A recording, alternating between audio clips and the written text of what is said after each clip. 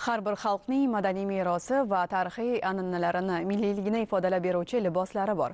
Xususan, ipakdan tayyorlangan shoyi, atlas va adras kabi matolar. Ulardan tayyorlangan turli liboslar nafaqat ichki, balki jahon bozorida ham xaridorgir. Xorazm viloyatidagi ipakchilikka ixtisoslashgan korxona misolida mavzuni davom ettiramiz. Atlas va adras O'zbekistonning qadimiy va betakror milliy matolari bo'lib, ular o'ziga xos ranglar uyg'unligi, nozikligi va yorug'ligi bilan ajralib turadi. Bu matolarning tarixiy ildizlari ming yilliklarga borib taqaladi. E'tiborlisi, hozirgi kungacha o'zining noyobligi va go'zalligi bilan mashhur atlas asosan ipakdan to'qilgan bo'lib, uning jozibali naqshlari ayollar liboslarini bezashda keng qo'llaniladi.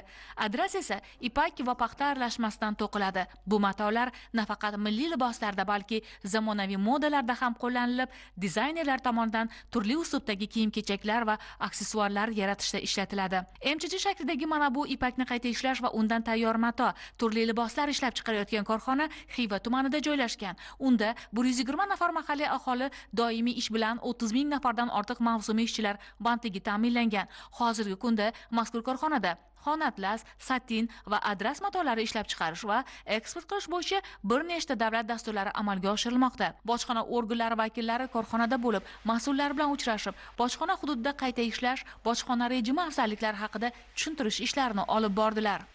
Mato ishlab chiqarish bo'yicha milliy liboslarimiz, mana adras, atlas kelayotgan mehmonlarimizni qiziqtirib turibdi. Ipak mahsulotlarimiz 100% eksport olib turibdi.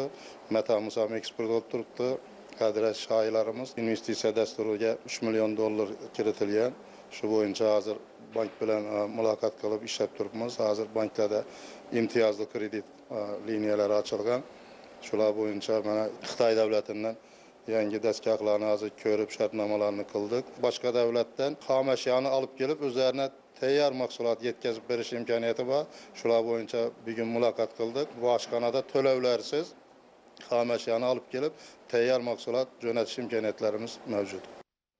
Bojxona rejimi tadbirkorlarga chet eldan keltirilgan xomashyo va materiallarni belgilangan muddat davomida qayta ishlab, tayyor mahsulotlarni eksport qilish imkonini beradi. Bu esa bojxona to'lovlarini kechiktirish yoki ulardan ozod etish, shuningdek ishlab chiqarish xarajatlarini kamaytirish orqali raqobatbardoshlikni oshirishga yordam beradi. Bunday targ'ibot tadbirlari ishlab chiqaruvchi korxonalar uchun katta ahamiyatga ega bo'ladi.